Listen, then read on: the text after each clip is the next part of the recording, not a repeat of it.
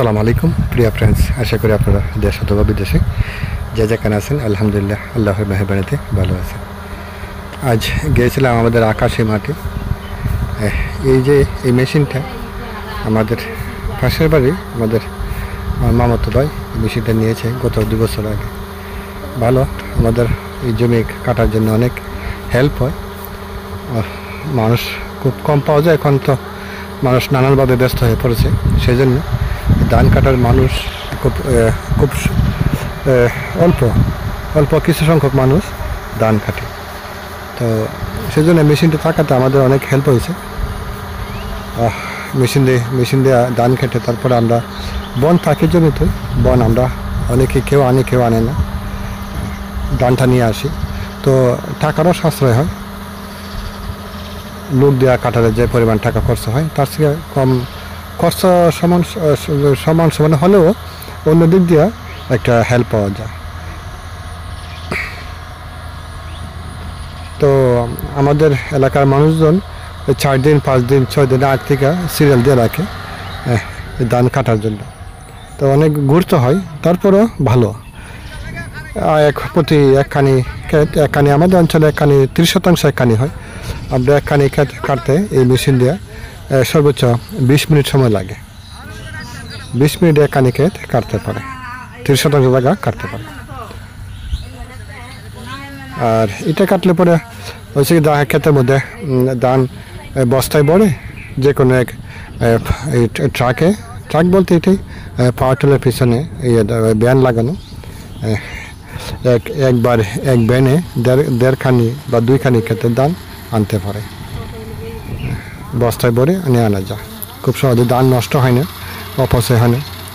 আর লোক দিয়ে কাটালে পরে হয়েছে কি, লোক দিয়ে কাটলে লোকে ক্ষেতে ধান খাইটা তারা চলে যায়। তারপরে ধান এই ক্ষেতের মালিকরা যারা আছে অন্য লোক দিয়ে হইলেও ক্ষেতে ধান গাং পার করতে হয়, তারপরে ট্রাকে ভরতে হয়, তারপর বাড়িতে আনতে হয়, তারপর আবার বাড়িতে আনার পরে এক বোমা আছে মেশিন চোরা ধান মারাই করার জন্য, এই বোমা দিয়ে সেটা আবার ধান মারাই করতে হয়। মারাই করলে আবার বোমার যে লোকেরা আছে তারাও আবার অনেকগুলো ধান নিয়ে যায়।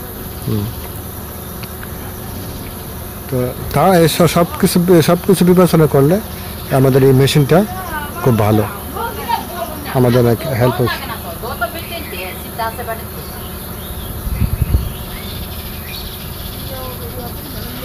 তো কাজে 2 দিন পিছনে ঘুরে সিরিয়াল দিয়ে হলো আমাদের জন্য ভালো এই মেশিনটা।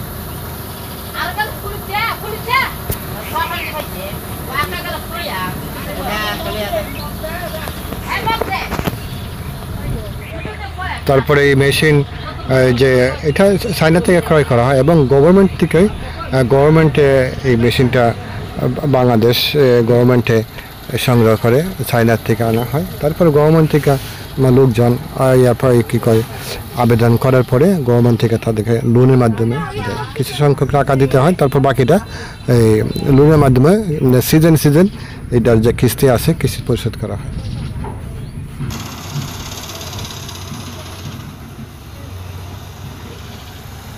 এবং মেশিনটার যে ট্যাঙ্ক আছে এই ট্যাঙ্কের মধ্যে প্রতি ট্যাঙ্কে সর্বনিম্ন 12 মন, সর্বোচ্চ 13 মন, 12 থেকে 13 মনের ভিতরে এটা আবার রিফিল করতে হয়। যে ট্যাঙ্ক আছে ট্যাঙ্ক আনলোড করতে হয়, তারপরে আবার কেউ বলে 12 মন কেউ বলে 13 মন, এইভাবে হয়তো 12 এবং 13 মাঝামাঝি ট্যাঙ্কটা ফুল হয়ে যায়। তারপর আবার ট্যাঙ্কের ধান আনলোড করতে হয়।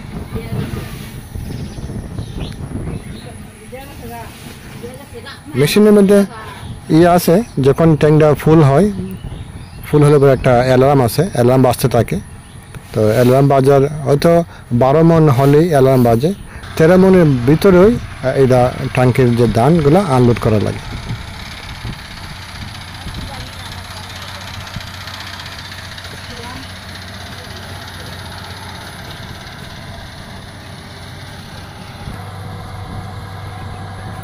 এই মেশিনের যে এই ড্রাইভারটা আছে অপারেটর, উনি অনেক ভালো, সে মানুষও ভালো।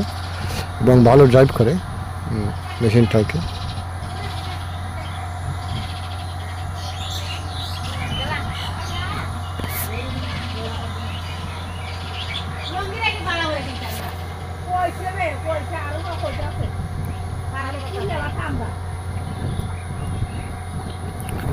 তো এই বছর আমাদের অঞ্চলে ধান খুব ভালো হয়েছে। প্রতি 30% জায়গার মধ্যে 20 মণ ধান আমরা আমাদের অঞ্চলের লোকজন নিতে পারছি এবং উঠাতে পারছি। দিনও ভালো,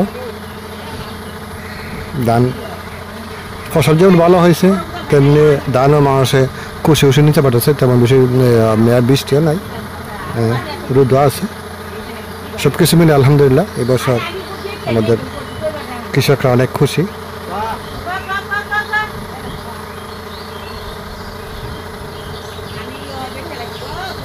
তবে এই বছর ধান মানুষের ফসল ফলাইছে ঠিক, কিন্তু যদিও লাভ কম হয় তবে লোকসান হবে না, এটুকু বলা যায়। প্রিয় ফ্রেন্ডস, আমি বিদায় নিচ্ছি। আমার ভিডিওটি যদি ভালো লাগে প্লিজ আমার চ্যানেলটিকে সাবস্ক্রাইব করে আমার সঙ্গে থাকবেন অন্যান্য ভিডিও পাওয়ার জন্য। আল্লাহ হাফিজ, আসসালামু আলাইকুম।